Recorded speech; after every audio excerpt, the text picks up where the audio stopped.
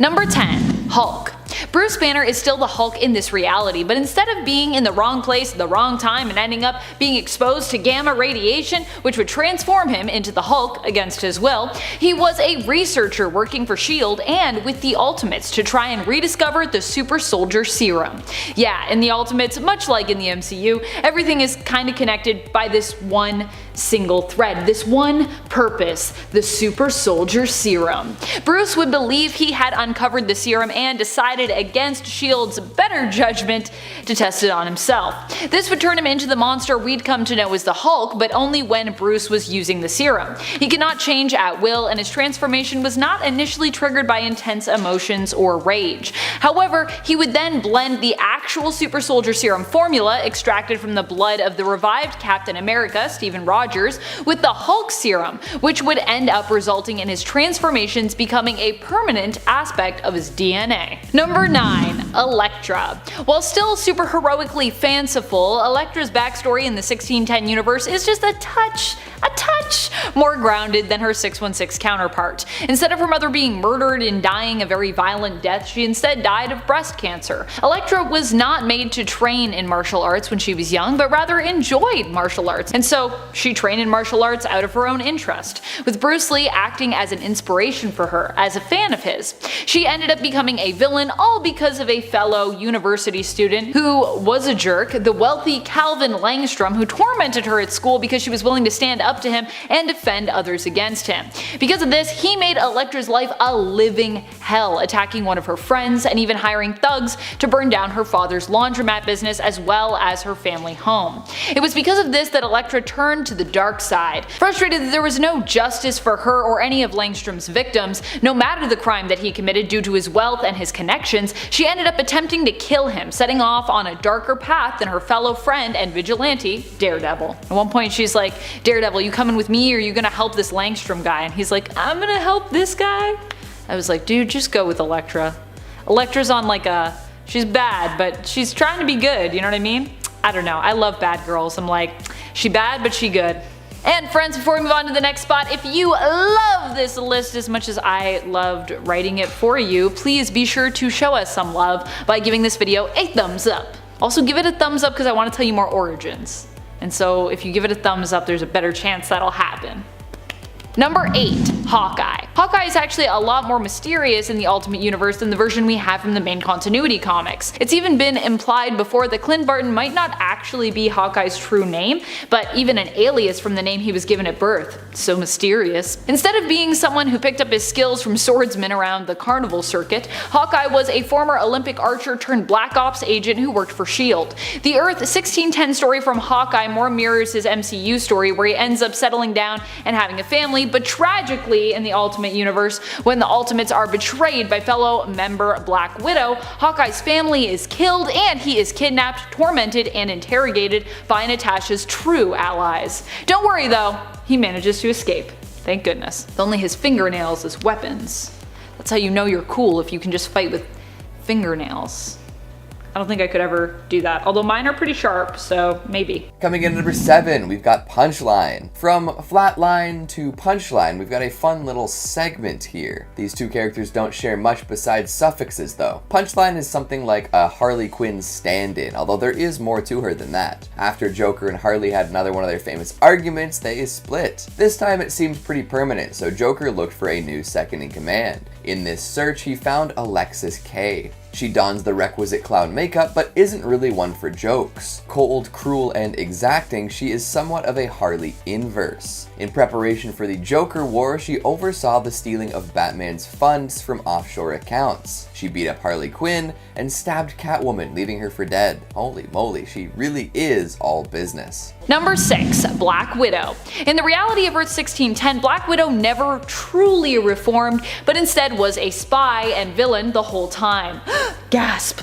It turned out that she was a double agent who was only pretending to serve the interests of the United States. While posing as one of their heroes, she was actually still loyal to Russia and the antagonistic team known as the Liberators, of which she was also secretly a member. Shh, don't tell anyone. Her goal was to destroy the Ultimates, and after winning over their trust and even becoming engaged to Iron Man, she betrayed the Ultimates and turned on them, revealing her true colors. Of course, She may have revealed those true colors a little too soon, as Iron Man easily apprehended her and turned her over to the authorities, but not before she could kill his butler Jarvis in cold blood. R.I.P. Jarvis. Number 5. The Linearverse. The Linearverse is an alternate reality where the people age so slowly that it's almost safe to say they don't age at all. Batman began his career in 1939, with his youth lasting for decades instead of the normal aging of a human. In a way, this kind of represents how comic book characters seemingly never age and grow old, except in certain stories. By the late 20th century, the world had most of its superheroes. After this point though, things get a little whack. See, Earth became a dystopia ruled by the wealthy, which, I don't know, it seems a bit too real for me. And a great disaster was foreseen that actually came to pass. And the world became very similar to the one in the Earth AD story. Anthropomorphized animals had become the rulers of the planet, with humans devolving, save for Kamandi and a few others. Then, in the 25th century, humanity seemingly built a high-tech society, which saw the rise of Michael Carter, who is Booster Gold. In the 31st century, Earth became the base of the Legion of Superheroes, who were an interplanetary superhero team. This world is just a wild ride. Oh, and it first appeared in Generations Forge #1 in April of 2021. Number 4. Valkyrie. Valkyrie had a very different story than our 616 counterpart. Instead of being an Asgardian inhabiting the body of Barbara Norris, who we know as Brunhilde, she was just Barbara Norris, a 19-year-old girl who was basically obsessed with superheroes, but who had no powers of her own. She was a big Thor fan, and so she kind of decided to imitate his look, dressing up like a scantily clad, sort of Norse goddess or warrior. Barbara did have some skills as a martial artist in training, but was not nearly as experienced as she claimed to be. She wouldn't receive powers until Loki tricked her and her team, the Defenders, into pledging loyalty to him in exchange for said powers. They did not know that Loki was Loki at the time. Valkyrie's gifted powers would grant her superhuman strength, durability, and would allow her to fly. Coming in at number 3, we've got Squeak. A member of the fascinating new group, the Unsanity Collective, Squeak is but a child. Following in the footsteps of Miracle Molly, she is a cybernetically enhanced human with a lot of spunk and gusto. This group is constantly targeted by the Magistrate, who are looking to scapegoat some organizations in their mission to create a police state. Squeak makes for a fun sidekick and a very sympathetic character. She's just trying to make it in a world that is very cold and unkind. And when Peacekeeper 01 and the Magistrate show up to take out Miracle Molly, she's caught in the crossfire. This interplay creates some very hard decisions for Batman and his allies, and leads the story in fascinating directions. While she's not the most powerful or influential character, a lot of the story moving forward hinges on this pink-haired individual. Number 2. Nick Fury. Nick Fury was changed quite a bit in the Ultimate Universe. This is 616 Nick Fury, a former World War II soldier turned super spy whose life was saved by the Infinity Formula. This is 1610 Nick Fury, a former World War II soldier who worked alongside Wilson Fisk's grandfather and Wolverine at the time, but who was taken in by the US military and forcibly experimented on as part of Project Rebirth. In fact, this version of Nick Fury from the Ultimate Universe has an origin story that kind of echoes that of Isaiah Bradley of Earth 616, one of the first super soldiers. In fact, I believe his origins came out only a few years prior to this Origins, which was added in sort of later. 2008 we got it for Nick Fury, and I think for Isaiah we got it like, I want to say 2003? 1610 Nick Fury would be altered by the serum he was given, which of course was the Super Soldier Serum, but he would use his enhanced strength and abilities to help his fellow prisoners escape. This version of Fury was also modeled after Samuel L. Jackson, who would later end up being promised a part in potential future films, in order to help make amends after Jackson noticed that Marvel had basically used his likeness in the Ultimate Universe without asking him first. But don't worry, it all worked out. No one got really mad, I don't think about it, so yay. Number 1. Black Knight. Dane Whitman has such a random story in the Ultimate Universe. In the main continuity, he is a more medieval feeling hero who fights with an ancient cursed sword that causes him to kinda lose sanity and become more rabid almost each time he uses it. In the Ultimate Universe, he became more machine than man. Originally, he was a man who served in the military but became a quadriplegic after saving his fellow soldiers in battle. He would then become more of a mech with a human mind, but was considered too insane to actually be used for the team that he'd been recruited on, the West Coast Ultimates. As a result, he spent much of his life inside a stasis tube until he was intended to be used as a weapon against the Ultimates, during the events of Earth's 1610 Civil War story. Such a random story. What does this have to do with Black Knight at all? From 616, I don't know. Number 10. Earth 3. The post-Flashpoint Earth 3 is similar to its pre-Flashpoint Earth, but way better. This Earth is the birthplace of evil. The mentality here isn't good versus evil, it's more like just evil. Strength is respected more than anything else, with the weak basically being annihilated. Instead of the Justice League, Earth 3 is home to the Crime Syndicate of America, whose members include Ultraman, Superwoman, Owlman, Power Ring, Johnny Quick, Sea King, The Outsider, Grid, and John Johns. Earth 3 was reintroduced in 2013 and has played a part in Darkseid War in 2015, Dark Knight's Death Metal in 2020, and in 2021 it was reborn again in the Infinite Frontier story. Like I said, when we started, the DC universe is complicated, but what's remained the same since 2013 is that some of the coolest stories come out of Earth 3. Number 9, Earth 1. Earth 1 and the number 10 pick are probably the oldest of the Earths and universes on this list. Earth 1 first appeared in 2008 in its New 52 form, but it introduced a whole spectrum of readers into the DC universe, and sales for its comics were through the roof. So I believe it deserves a spot on the list. Here, superheroes are all younger, and they all just started their superhero careers. Superman, Batman, Wonder Woman, the Teen Titans, and Green Lantern all have graphic novels that take place on this Earth, and they are all just fresher takes on the almost overdone superhero origin stories. With the characters all being younger, it was also very easy for younger readers to relate to, and gave the characters conflicts that they wouldn't have faced as their prime Earth counterparts. Number 8. Injustice Universe. The Injustice Universe of Earth 22 is the universe in which the events of the Injustice video game and its related comics take place, and it first popped up in 2013. So here in the Injustice world, Superman went a little bonkers. After the Joker tricked Supes into killing both Lois Lane and her unborn child, plus unintentionally blowing up Metropolis, Superman murdered the Joker and eventually became a tyrannical ruler of Earth. The Batman of Injustice creates an insurgency, eventually enlisting the aid of another Earth, Earth 1 of this reality. With the alternate Earth's help, he overthrew Superman's regime and rebuilt the world. And that's all just part of the first game. Number 7, Bucky Barnes. As opposed to being the camp's mascot like he was in the golden age of Marvel Comics, Bucky here was a young friend of Steve's who joined him on his journey in the military working as a press photographer. Makes sense. Bucky would not go missing before Steve, or actually go missing at all. Instead, it would be Steve who went MIA and was presumed dead, and Bucky who had to live with this and move on.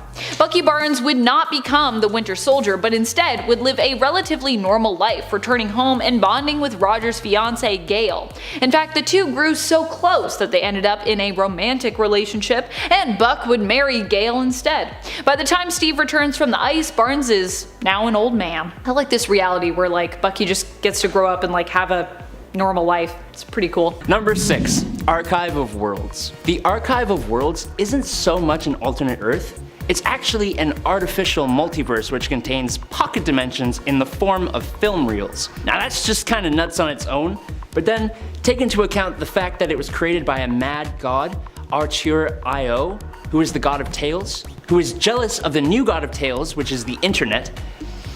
It's pretty nuts. He tried to steal the new god's soul and was instead encased in a Wayne Tech satellite where he created the Archive of Worlds. First appearing in Batman/Superman Volume 2, number 16 in 2021, the pocket dimensions include a world where Superman never came to be, as well as one where Batman never came to be, a world based on hell, a western world, a world based on the life of Alana Strange, and so many other unnamed worlds. Artur.io eventually was cured by Batman, and he instead became Observer.io, which is a lot nicer. Coming in at number 5, we've got Peacekeeper 01. Let's quickly dive into this private army Simon Saint seems to be putting together for a second. There will be plenty of nameless, faceless automatons forcing the people of the city into line, but there's also gotta be some extra special leaders, right? For that, there's Peacekeeper 01, one of the first sheriffs sent out by the magistrate. This one in particular is a wicked strong augmented human, one who Batman readers have indeed met before. Does the name Sean Mahoney ring a bell? He was once a guard at Arkham Asylum and a brutal one at that. But for a while there was no way for him to get back to work. He was the one who discovered the dead body of Bane, killed by Joker gas, and also went back to rescue some nurses, losing limbs in the process. However, Simon Saint offered him a whole new life with some prosthetic limbs to boot. All he has to do is lead the all-powerful magistrate police force in their mission to totally take over the city. Who's gonna say no to an offer like that? Number 4, the Metalverse. Okay, I know we're going to talk about the Dark Multiverse, but we haven't talked about, and we need to talk about, the Metalverse. So basically, after Perpetua defeated the Justice League, she gave Prime Earth to the Batman Who Laughs. He and his Dark Knights defeated all the heroes and then reshaped the Earth into his vision. Look at this super cool map! He turned Gotham City into a whole continent super city that is guarded by Joker dragons. He made his home Castle Bat, which is another version of Batman who became a sentient Gotham. There is a hell on Earth called the Hellscape, ruled by Wonder Woman. Arkham Wasteland, ruled over by Harley Quinn. A Superman-powered new Apocalypse prison where all the remaining heroes are held. Megapocalypse with a Rainbow Valley where all the lantern rings lay because no one is worthy that exists anymore. This version of Earth Prime isn't exactly an alternate universe, but it definitely sounds like it should be. Hey nerds! Just wanted to say thanks for watching. It means a lot to us. If y'all don't mind smacking that like button, it would help us out.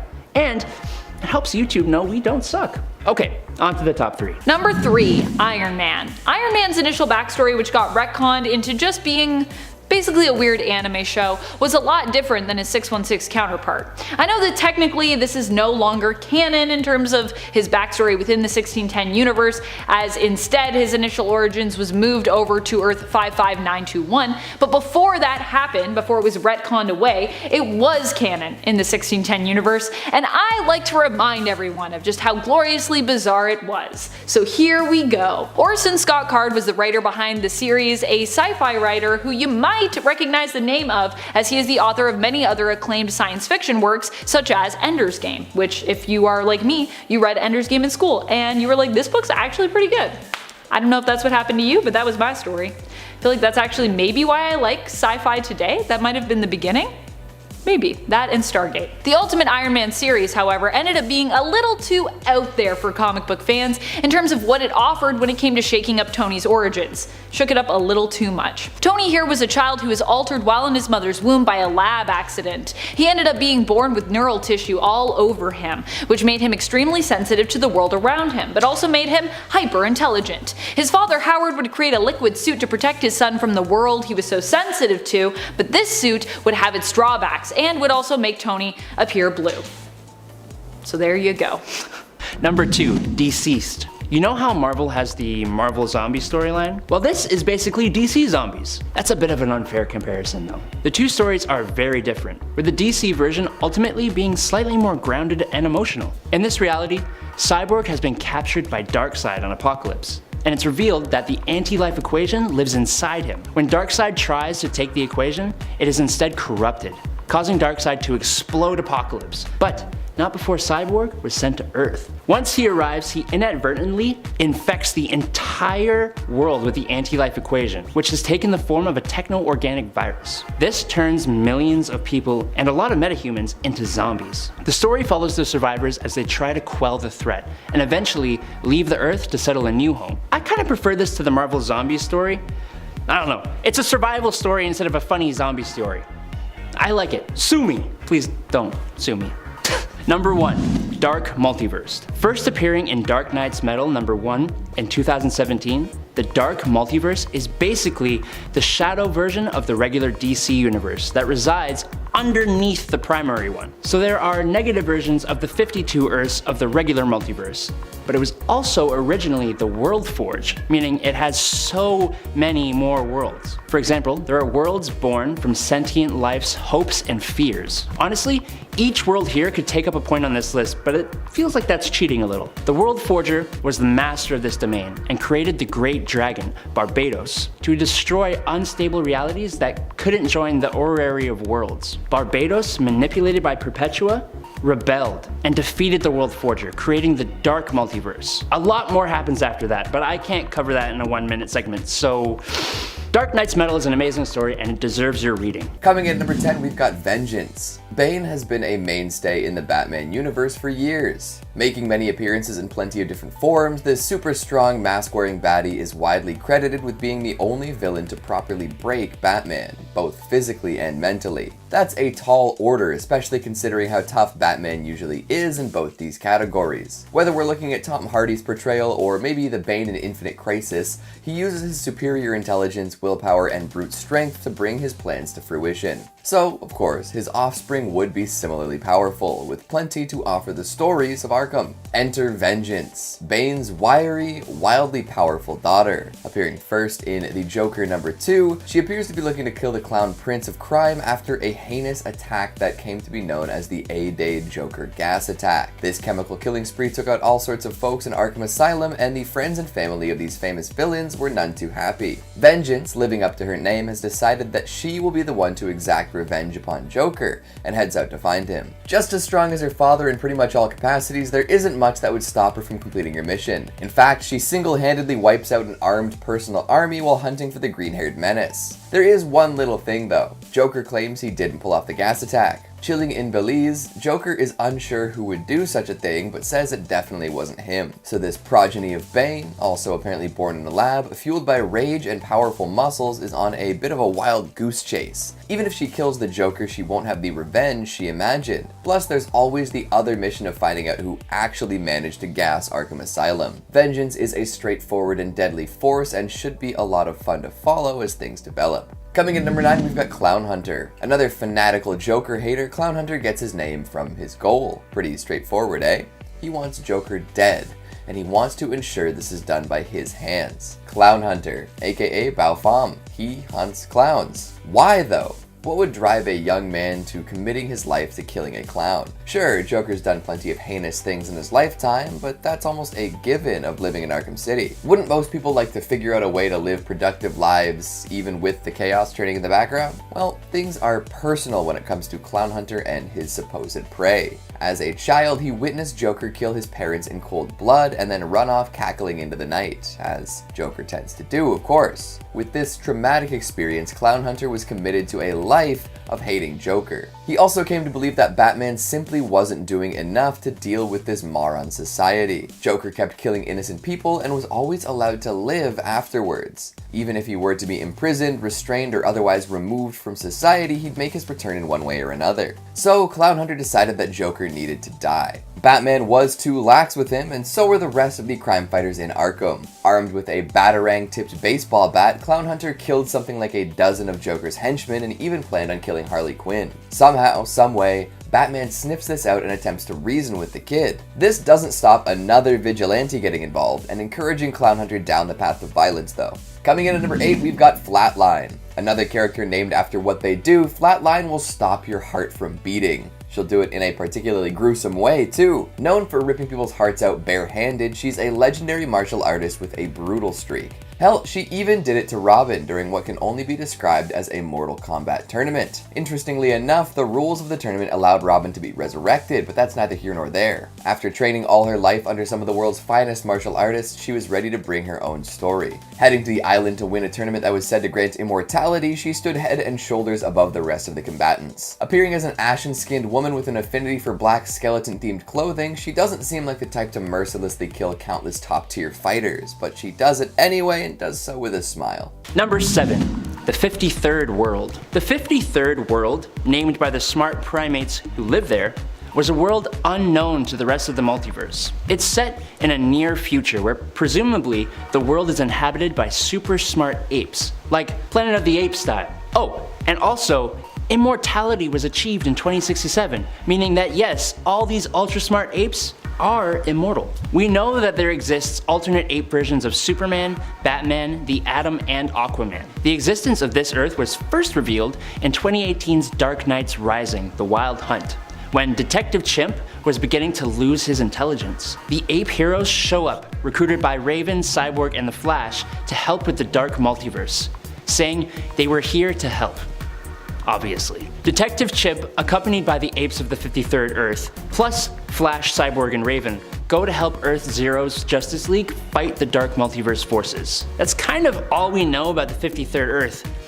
I want more super apes! Coming in at number 6, we've got Simon Saint. What's a good story without an esoteric billionaire calling the shots from the shadows? There's always room for more well-moneyed lunatics causing doom and gloom, especially in the era we're all living in. I'm sure there's no real-world comparisons to be made here. No way. Simon Saint is a man with a plan, and that plan is to introduce a fascist police force to the city that he would have total control over. Sure, he's trying to sell it as a partnership to Mayor Nakano, but we all know who the real leader would be. Saint Industries wants to kickstart this militaristic police force known as the Magistrate, complete with robotic officers known as peacekeepers and remote drones to keep people in line. All under the guise of making sure everyone is safe, right? To really sell this idea to the mayor and the public, Saint secretly employs some folks to put fear into the heart of every civilian. A very familiar scaremonger shows up to help too, which is never a good sign.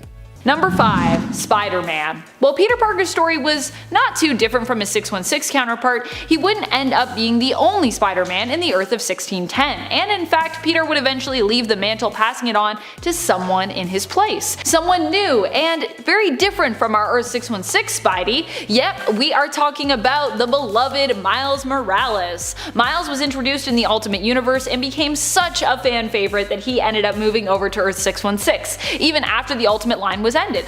Miles' backstory was that he was a teenage kid who was bit by a genetically enhanced spider exposed to the Oz formula while he was visiting his criminal uncle Aaron Davis. Miles was your average, awkward, but lovable hero who happened to be a teenager caught in the middle somewhat of family drama, with his uncle being a criminal and his dad Jefferson drawn into crime alongside his brother Aaron, who ended up working in secret as Fury's eyes and ears in the criminal world, but then later decided to leave it all behind and become a police officer instead. Coming in at number 4, we've got the Gardener. Much more dangerous than her name suggests, this green-thumbed villain has roots deep within Batman's lore. Introduced as an eco-terrorist who will do anything to keep the world as green as possible. If doing so requires the use of weird plant-animal hybrids and destructive attacks upon important areas, so be it. Interestingly enough, this villain has connections to another plant-based Batman rival. You guessed it, the Gardener has a history with poison ivy. In fact, the two dated in college. Imagine that. These photosynthesis enthusiasts have quite a lot in common. Add in the fact that the Gardener knows about Poison Ivy's transformation that will make her into Queen Ivy, and you've got a very interesting new addition.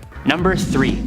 Green Lantern Legacy. Green Lantern Legacy is a one-shot comic from 2020, in which we are given an alternate Earth where the Green Lanterns of Earth were John Stewart, who we already know, and a Vietnamese woman named Kim Tran. Now, Kim Tran, like most of the Green Lanterns, was an awesome hero who never let evil escape her sight, in brightest day or blackest night. She was a pillar for her community too, helping people from all walks of life. And she even helped other Vietnamese immigrants feel at home in this new city. The comic, though, really follows Tai Pham, who is Kim Tran's grandson, as he takes up the mantle of Green Lantern from his grandmother, becoming one of the youngest Green Lanterns at 12 years old. We see him struggle with racism, bullies, his own fears, and against the Yellow Lantern. It's a great story, and it gives some well-needed Vietnamese representation to the DC landscape.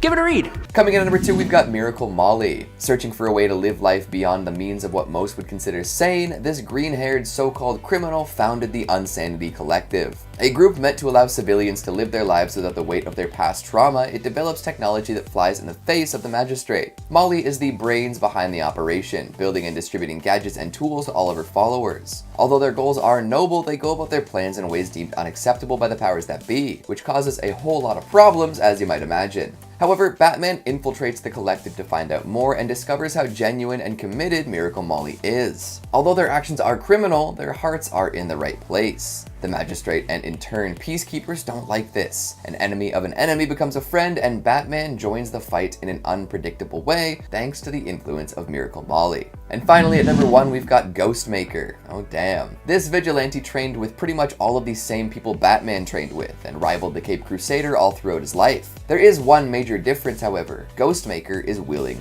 to kill. In fact, sometimes Ghostmaker believes that killing is sort of an art form while fighting crime. He's all about the art when it comes to dealing with criminal elements, which is a very interesting way to go about it. His values clash with the Bat's quite often, spurring on many fights between the two. However, when a bigger threat emerges, it becomes clear that the two vigilantes must team up or be defeated.